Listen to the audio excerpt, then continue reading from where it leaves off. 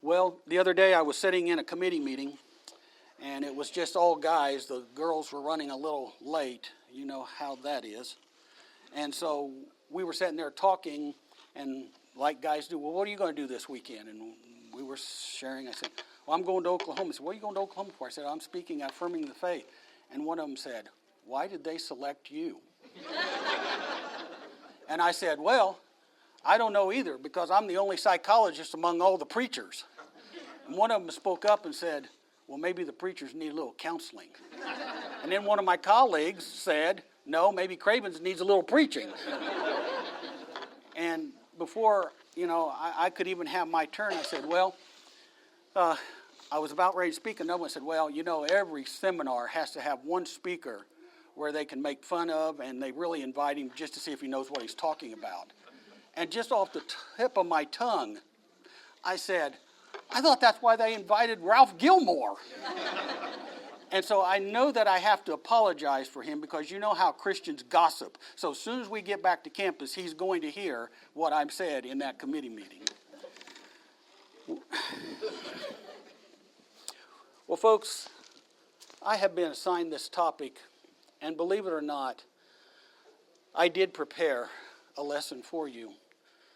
But this is something that I've worked with for a number of years, seen a number of people struggling and hurting. And I think a real good place to begin is with our text today. Would you read along with me? Matthew chapter 6, beginning with verse 25. Therefore I tell you, do not worry about your life, what you will eat or drink, or about your body, what you will wear. Is it not life more important than food, and the body more important than clothes? Look at the birds of the air. They do not sow or reap or store away in barns, and yet your heavenly Father feeds them. Are you not much more valuable than they? Who are you, by worrying, can add a single hour to his life? And why do you worry about clothes? See how the lilies of the field grow. Do they not labor or spin? Yet I tell you that not even Solomon in all of his splendor was dressed like one of these. If that is how God clothes the grass of the field, which is here today and tomorrow is thrown into the fire, will he not much more clothe with you, O you of little faith? So do not worry, saying, what shall we eat, or what shall we drink, or what shall we wear? For the pagans run after these things, and your heavenly Father knows that you need them. But seek first the kingdom and his righteousness, and all these things will be given to you as well. Therefore, do not worry about tomorrow, for tomorrow will worry about itself. Each day has enough trouble of its own. Well, I believe, and I think that you would agree, Jesus does not want us to be full of worry, nor does he want us making decisions based on a fear of the future. He wants us to live life in a different manner. He wants the direction of our lives to be established on eternal truths rather than temporal things of earth and hollow and superficial promises of man. In this passage, Jesus challenges his disciples to get their priorities right. The term worry, which appears in this passage 6 times, translates the Greek term, which is a combination of 2 smaller words, meaning to divide and the mind. In other words, a person who worries suffers from a divided mind, leaving him or her disquieted and distracted. Oh, I wish we had the time. I wish we had the courage to go around this room and share with one another the challenges of life and what we've worried about, what we've gone to bed at night, awake and worrying about our family and about our children, about our jobs, about health. I need to confess to you, I've had 3 of those major challenges. And that's not saying that I've only worried 3 times. I'm telling you that I've had 3 major challenges. The first one came when the doctor walked into the room and said, Dr. Cravens, all 13 of your biopsies have come back cancerous. We need to talk about the next step. Or about the time that my wife went into labor, 10 weeks premature, and they had to airlift her to the Med in Memphis, Tennessee, where our twin daughters were born, 10 weeks premature. And in that operating room was twice the size of this room, where it took 28 highly specialized personnel and 4 surgeons, 2 on each side of my wife, to deliver those twin babies. They placed them in my hands. I could hold both of them. One weighed a little less than 3 pounds and one weighed 1.5 pounds. And one surgeon looked at me and he said, "Mr. Cravens, if you're a praying man, you need to start praying right now." But see, I'd already started praying. Because that Sunday morning, when that surgeon met me in the hall from coming up from the cafeteria with one of my best friends, from getting a cup of coffee, he met me in the hallway and he said, "We've met as a surgical team, and you know that the twins and your wife are struggling. We need to take her into surgery immediately." And then he swallowed really hard, and he looked at me, and he said, "We don't know if we can save the twins." And then he swallowed again. He said, "We don't know if we can save your wife." You talk about praying. And then the third time, even though I kissed all 3 of those ladies, my wife and those 2 twins, bye before I got in the car to drive to be with you, one of those twins at the age of 17 was diagnosed with cancer. And we spent over 1.5 years going back and forth to St. Jude, with her being in critical condition many of those weeks. Oh, one commentary translates worry in this passage as an internal division, a disturbance, if you will, an emotional and mental level that divides. And boy, does it disrupt life. Another theologian from another commentary sees this term as a divided endeavor to secure one's basic needs, and oh, how hard we work to have those needs met. The term worry really needs to be understood in with the disposition of fear, and also that verse 30 says, "O thee of little faith."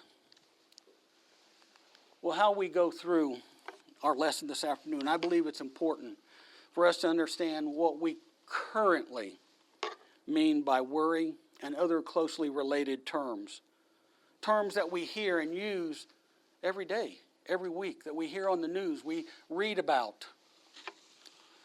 Worry is defined as that continuous, negative thought about current situations, impending or anticipated future events, threats, or decisions, which creates agitation and distress in our lives. The key point here is 2. Number 1, we're talking about, when we talk about worry, we're talking about emotions.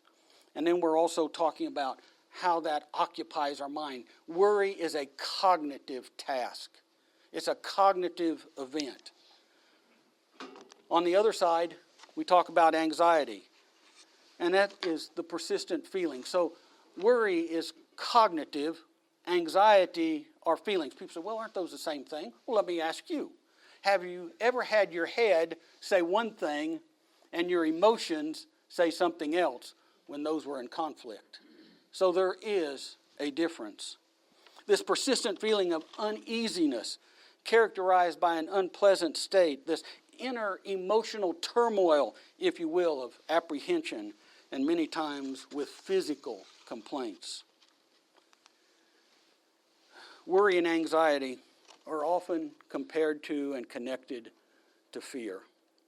However, there's a significant distinction psychologically. Fear is when one interprets their concern, their situation, as dangerous or threatening. Anxiety involves that apprehension of the future. So one is more current and one is more future. Whether we're talking about pinpointing worry, anxiety, fear, they all have an impact on us. More and more are we learning from medical science about this connection between mind and body and how they interact together and how powerful they are and how one affects the other. Many authors have noted how stressful our world is and how quickly we're responding and succumbing to that stress of our everyday lives. Even though stress lists the physical, the mental, the emotional, I think that I would have to add spiritually as well. Stress is eating us alive, and we all react differently to the stress. And when it gets so overwhelming, many times we see the result of the worry and the anxiety and the stress turning into what we call today an anxiety disorder. And an anxiety disorder is very intense, and it's excessive, and it's reoccurring, these persistent thoughts and feelings of fear about everyday situations. It just literally takes over a person's life. And so many of them feel so bad about it. And not accusing anyone, but I've had a lot of people tell me, well, people have just said, well, you just don't believe enough. You're just not studying enough. You're just not praying enough. You're not turning things over to the Lord enough. And they sit there and they cry in my office and say, I'm trying. I've begged the Lord. I have given him my concerns.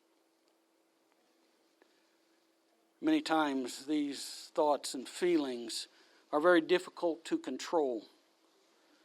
Many times they're out of proportion, actual danger.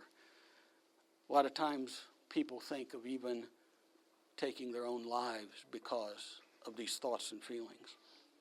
The American Psychiatric Association recently came out and estimate that 30% of all Americans will experience an anxiety disorder sometime within their lifetime. That says something about our culture. That says something about the stress that we're dealing with. They go on to say 18% of adults this year will experience an anxiety disorder. Well then, how do we know when we're in the danger zone? I would just like to share just a few things with you. The signs of excessive worry and anxiety. For instance, thoughts and feelings lasting long periods of time.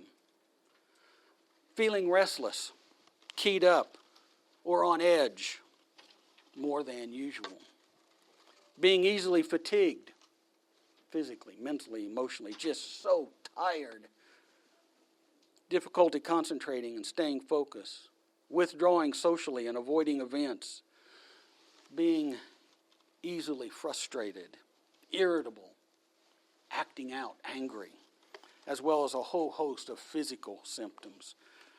Maybe trying to overdo it.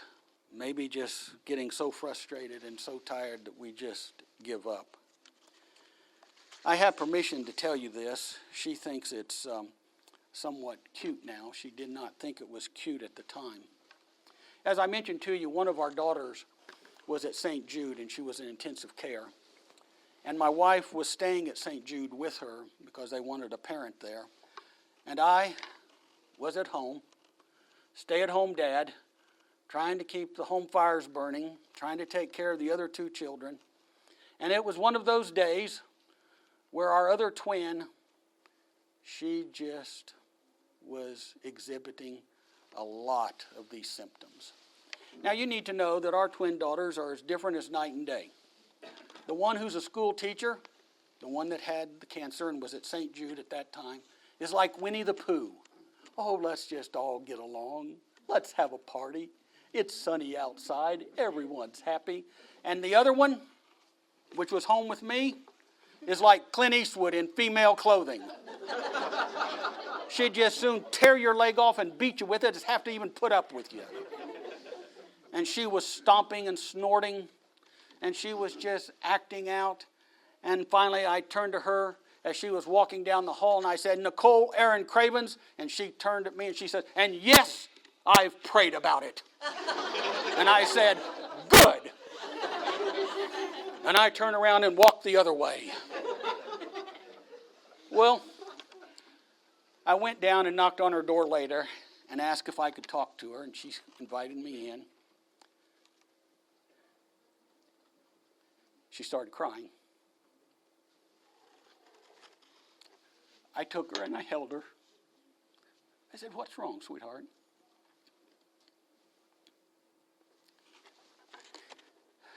Still hard to talk about. She said, I want to be with Natalie. She was away from her sister, her twin sister. And the anxiety, the worry was consuming her. So, guess what? I loaded her up and took her to St. Jude. Worry, concern, anxiety does not have an age on it. From young to old.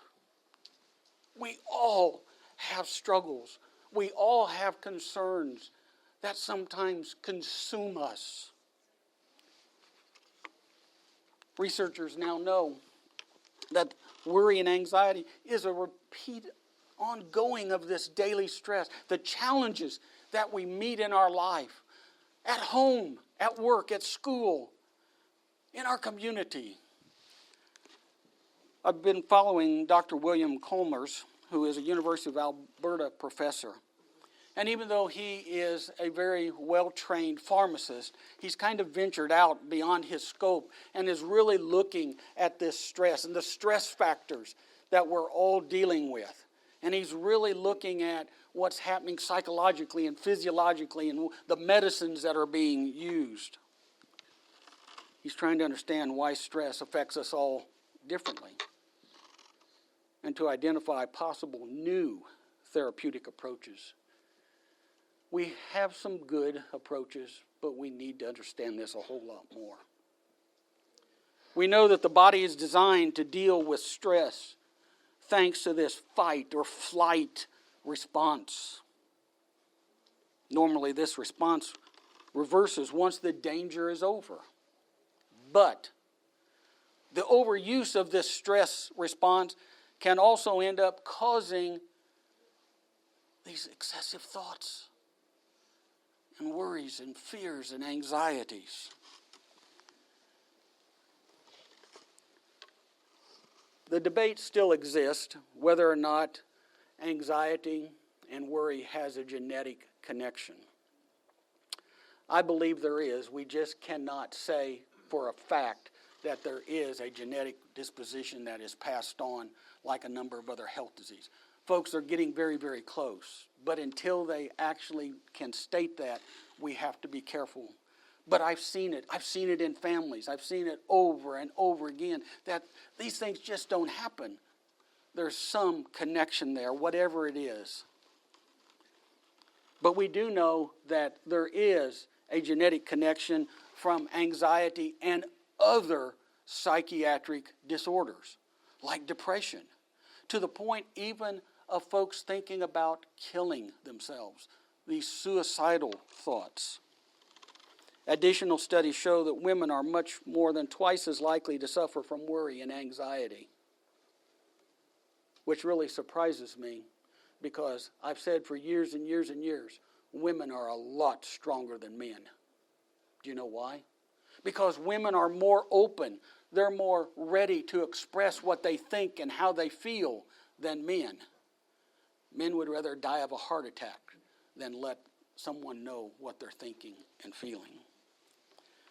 Again, excessive worry, anxiety can trigger a whole host of concerns. Beyond genetics, there's life experiences, lifestyle, environmental stressors, poor coping, negative behavior play a major role in forming this worry, anxiety disposition or full-blown disorder.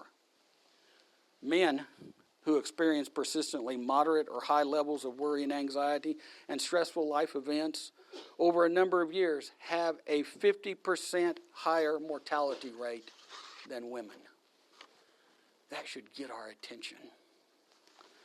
Well, is it a sin to worry? To help us answer that question, I think requires reviewing a number of passages and the implication through those multiple contexts. Matthew chapter 6, verse 25 in the King James says, to take no thought of your life. But the English Standard Version says, not to be anxious about your life. And the New American Standard Bible simply says, not to be worried about your life. Seems pretty clear that Jesus is saying not to worry. 1 Peter chapter 5 and verse 7. Peter instructs us to cast all of our anxieties on God. Or some translations say to cast our worries on God. Some have looked at these verses and concluded, well, it is a sin anytime you worry. Really? Is it really that simple? Is it really that straightforward? I'd like to suggest sometimes we need to dig a little bit deeper. We need to look at verses within their context and maybe consider an alternative possible meaning before we jump to a simple conclusion. Typically, the most straightforward and simple interpretation of a verse is overlooking a deeper message. For the moment, let's go back to 1 Peter chapter 5 and verse 7. Some have interpreted this verse that if we are to take the things which we have worries and anxiety about and cast them upon God, we're not to have any concerns or worry left. These individuals would say that if we continue to worry and have anxiety, it shows a failure for us to cast our needs and concerns upon God. Some would even take it further and say that we think that we're better than God. Is this verse really teaching that it is sinful to carry anxiety? To carry this worry and anxiety ourselves, and then only the logical conclusion is that carrying any anxiety or worry is sinful? With that in mind, let's look over at 2 Corinthians chapter 11. Here, Paul is defending his apostleship. Within this discussion, he talks about some of what he suffered on behalf of Christ. He talks about being given 39 stripes by the Jews 5 times, being beaten with rods, stoned, and shipwrecked. He speaks many other sufferings he had experienced as well. Then he ends this list. He experiences anxiety on a daily basis from the pressure of helping to lead and care for the church. He uses the exact same Greek word in the verse that Peter used in 1 Peter chapter 5, verse 7. Yet we commend Paul for his care for the church. Paul describes it as a daily experience and implies that this mental burden is greater than the different persecutions he has faced throughout his life. Therefore, if we conclude that 1 Peter chapter 5 and verse 7 teaches that it's sinful to worry or have anxiety, we have to conclude that Paul sinned in his daily worry over the churches. On the other hand, if Paul's action was not sinful, then there's at least some times where worry is not sinful.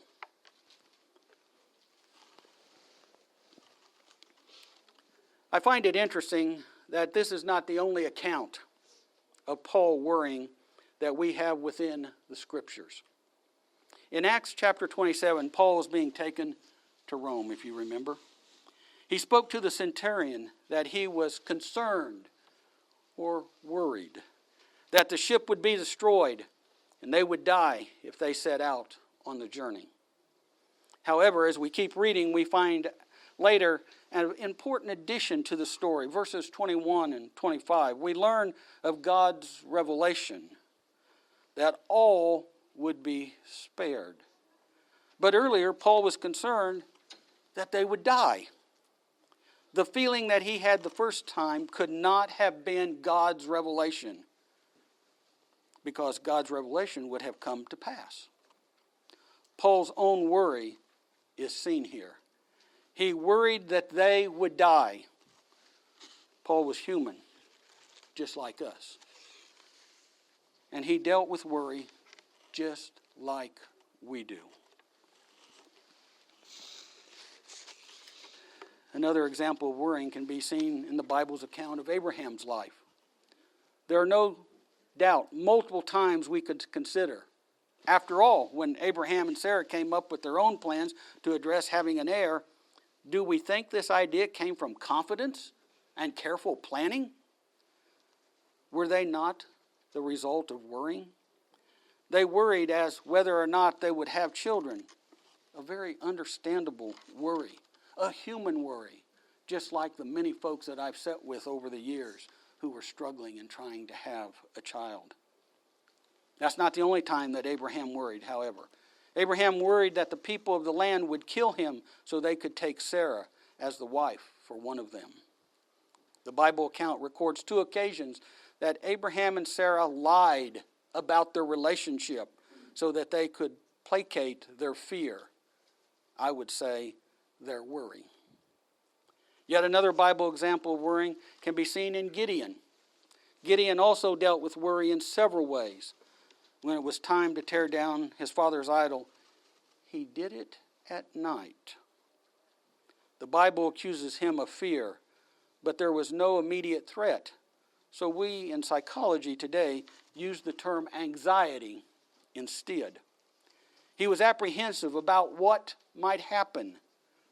God speaks to him again, as we read in Judges 7. God knew that Gideon was worried. Instead of just telling Gideon not to worry, he provided Gideon with more evidence to help him trust in God. I think there's a message there for us. Yet it's clear that Abraham's worry came with a lack of trust in God for protection, and that his actions on lying about his relationship were not righteous. And probably his worry, therefore, was not acceptable to God. However, in the case of Gideon, it's difficult to interpret that his worry was sinful, since God does not rebuke him for worrying. In the case of Paul on the boat, his actions seem to be normal human behavior. Not really a lack of trusting in God, but a recognition that the laws of nature apply to all people. With the example of Paul worrying about the church, I struggle to believe that his worry was sinful. Perhaps we need just one more example to help us seeing whether or not worrying is sinful. In John chapter 6, Jesus feeds the 5,000.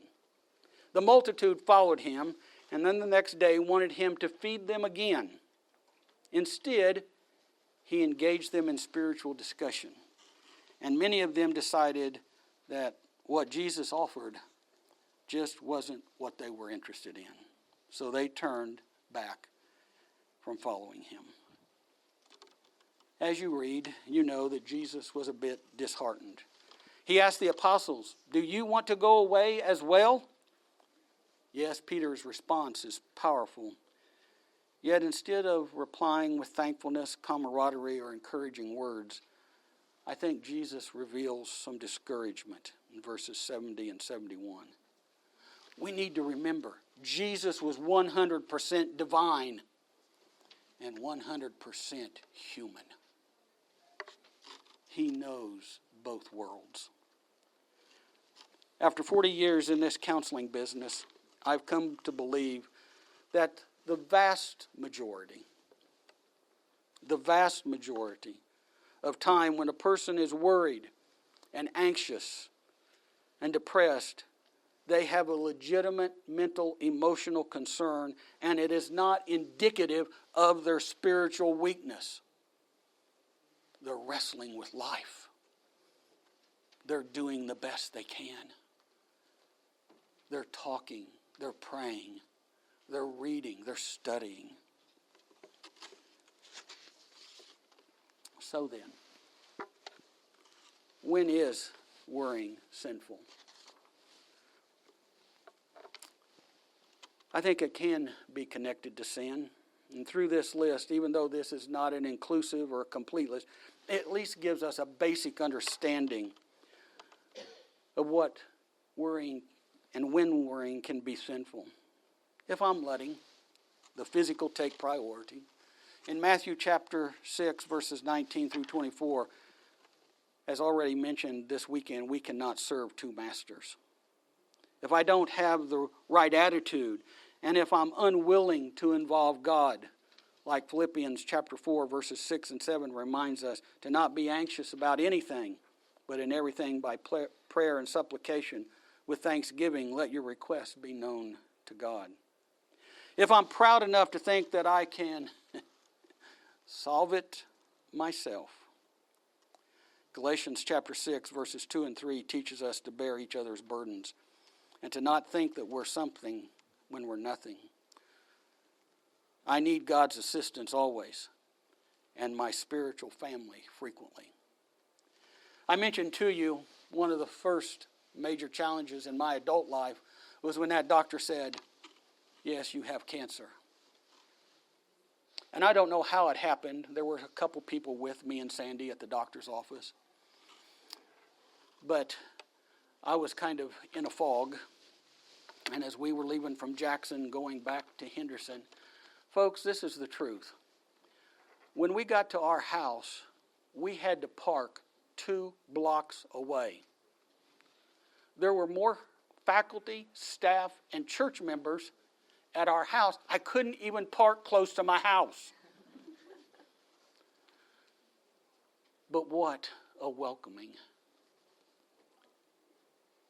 I need my brothers and sisters, and I think you do too.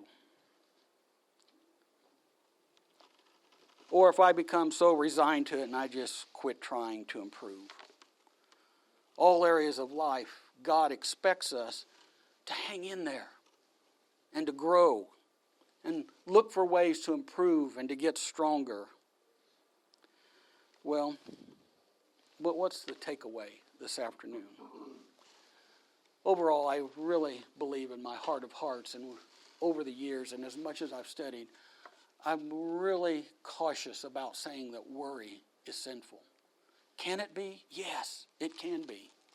But we need to be very careful when we say and we try to promote things to our brothers and sisters, and sometimes we don't even know what we're talking about, and making them feel worse.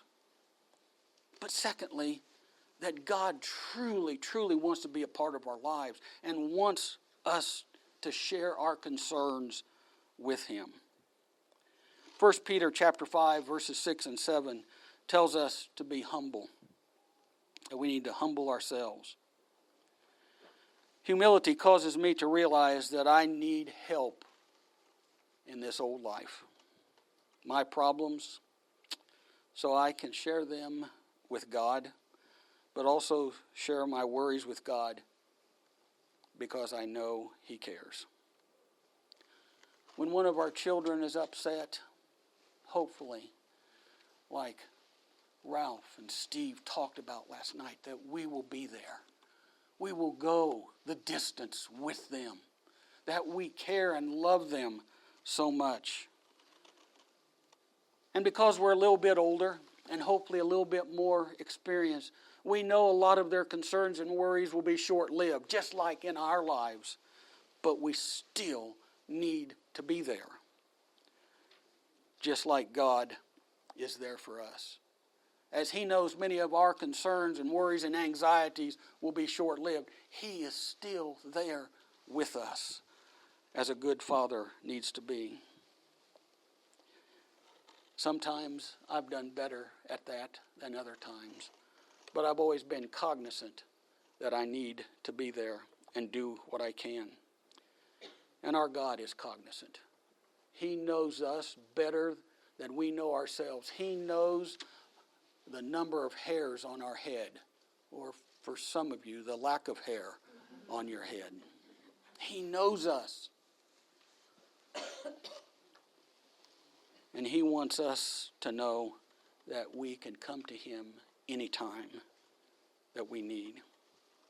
God knows of my worries. He knows of your worries. He knows what's bothering us, and He wants to share that burden with us. He wants me to stop worrying so that I can occupy my thoughts and my feelings and my activities on healthier and more productive ways. Jesus isn't sharing these points to express how sinful worrying is. Instead, He's sharing thoughts to help us fight unhealthy worries.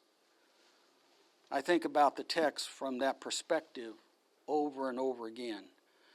For anything you worry about, you can make a similar list of healthy thoughts instead of continuing to stay on the unhealthy thoughts.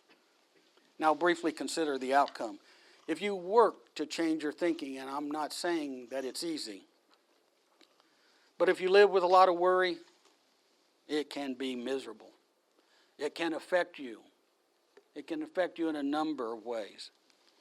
And if you're always worried about paying bills, or how you're going to buy the school clothes, or how you're going to put food on the table, God understands.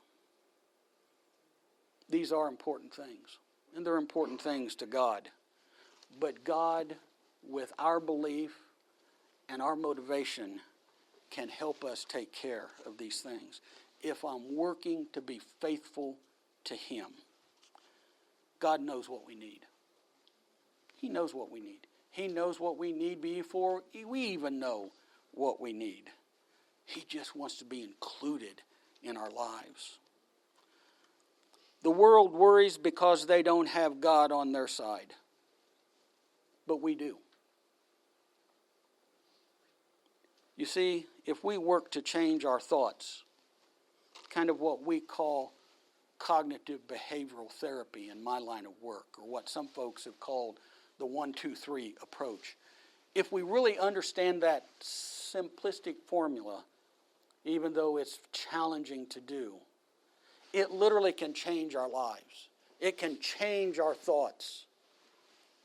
It can change our negative to the positive. These healthy thoughts instead of unhealthy thoughts, we will be more at peace and will be more productive, and we will have healthier relationships and be more pleasant and content.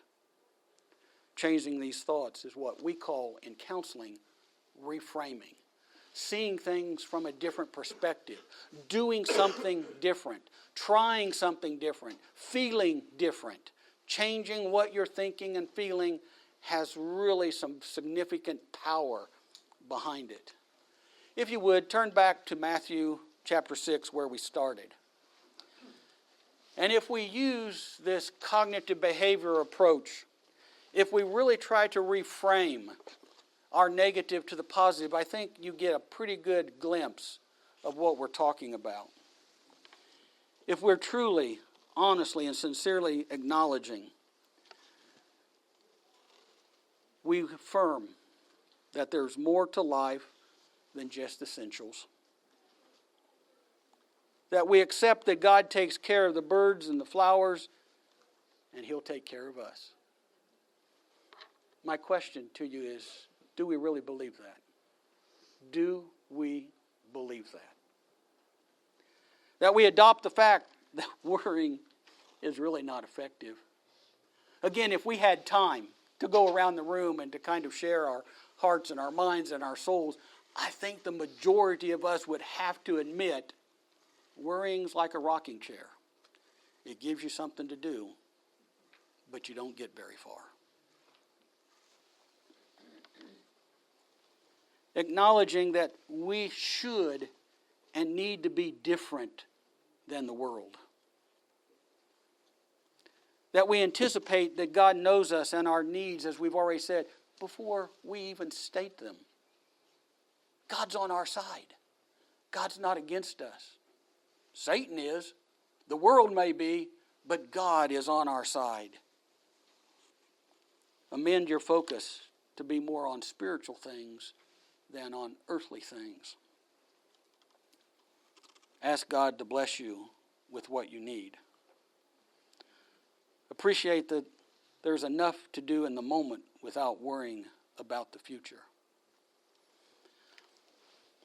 In West Tennessee, in the last few weeks, and I'd say months, we've had a number of unexpected deaths. Young people, and I'm not even talking about the most recent tornadoes, but young people, illness, tragic accidents, and people ask why? Why did this happen? Why take life so young? Folks, I will confess to you that my worries, my anxieties, just with my life and my family and my clients, has made me, and I don't want to sound boastful or arrogant, please, has made me a more praying man. Because of some of those instances, I'm letting you on a little family secret here. My wife recently said, Michael, I need for you to write some things down in case something happens. I said, are you thinking I'm going to check out anytime soon? I mean, now that's something. Think about what you want said or done or who you want to do part of your funeral. Now that's getting a little bizarre. She said, I want you to write some things down. And so the girls got a hold of that, and they were down at the house. And Natalie, Winnie the Pooh, the one that had cancer, she's got a great sense of humor. I don't know where she gets that from.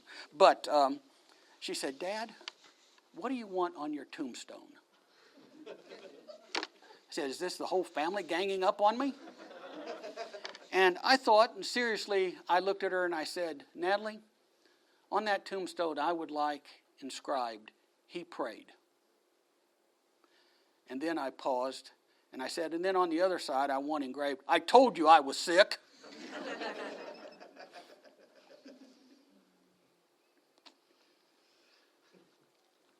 But I truly have become more of a praying man.